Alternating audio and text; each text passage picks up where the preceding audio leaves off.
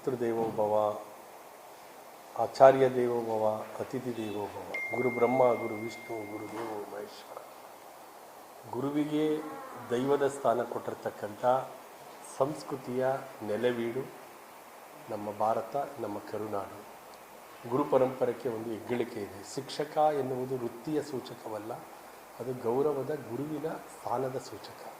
ಆದ್ದರಿಂದ ಯಾರ್ಯಾರು ಶಿಕ್ಷಣ ಕ್ಷೇತ್ರದಲ್ಲಿ ಕೆಲಸ ಮಾಡ್ತಿದ್ದಾರೋ ಅವರನ್ನೆಲ್ಲರೂ ಗುರುಗಳು ಅಂತ ಪರಿವರ್ತಿಸಿ ಸರ್ವಪಲ್ಲಿ ರಾಧಾಕೃಷ್ಣನ್ರವರ ಜನ್ಮದಿನಾಚರಣೆಯನ್ನು ಶಿಕ್ಷಕರ ದಿನಾಚರಣೆಯ, ಯಾಕೆಂದರೆ ಸರ್ವಪಲ್ಲಿ ರಾಧಾಕೃಷ್ಣನ್ರವರು ಅತ್ಯಂತ ಶ್ರೇಷ್ಠ ಶಿಕ್ಷಕರಾಗಿ ರಾಷ್ಟ್ರಪತಿಯಂಥ ಉನ್ನತ ಹುದ್ದೆಗೆ ಏರಿದಂಥವರು.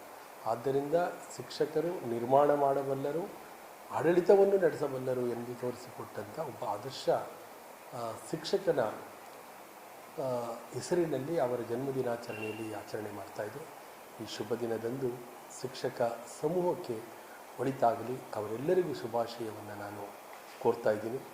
ಆ ಮೂಲಕ ನಮ್ಮ ಶಿಕ್ಷಣ ಕ್ಷೇತ್ರಕ್ಕೆ ಇರುವಂಥ ಸವಾಲುಗಳು, ಸರ್ಕಾರ ಕೂಡ ಇವತ್ತು ಶಿಕ್ಷಕರನ್ನು ನೌಕರರು ಎಂದು ಪರಿಗಣಿಸದೆ ಅರೆಕಾಲಿಕ, ಗುತ್ತಿಗೆ, ಅತಿಥಿ ಶಿಕ್ಷಕ ಇವೆಲ್ಲವೂ ಕೂಡ ಗುರು ಪರಂಪರೆಗೆ ಮಾಡ್ತಾ ಇರುವಂಥ ಒಂದು ಅಪಚಾರ.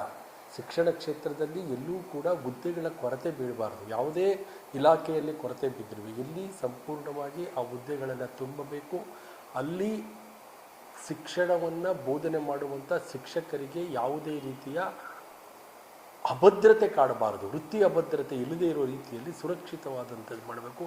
ಇವತ್ತು UGC ಸ್ಕೇಲ್ ಏನಿದೆ ಅದು ನಿಜ ಹೇಳಬೇಕಂದ್ರೆ ಪ್ರಾಥಮಿಕ ಶಿಕ್ಷಣದವರೆಗೆ ಕೊಡಬೇಕು. ಯಾಕೆಂದರೆ ಪ್ರಾಥಮಿಕ ಶಿಕ್ಷಣ ಗಟ್ಟಿಯಾದರೆ ಉತ್ತಮ ಪ್ರಜೆಗಳು, ಉತ್ತಮ ಮಾನವ ಸಂಪನ್ಮೂಲ, ಈ ದೇಶವನ್ನು ಶಕ್ತಿಯುತವಾಗಿ ಮಾಡುವಂಥ ಸಂಪನ್ಮೂಲವನ್ನು ದೇಶಕ್ಕೆ ಕೊಡಮಾಡುವಂಥ ಕ್ಷೇತ್ರ ಇದ್ದರೆ ಅದು ಪ್ರಾಥಮಿಕ ಶಿಕ್ಷಣ.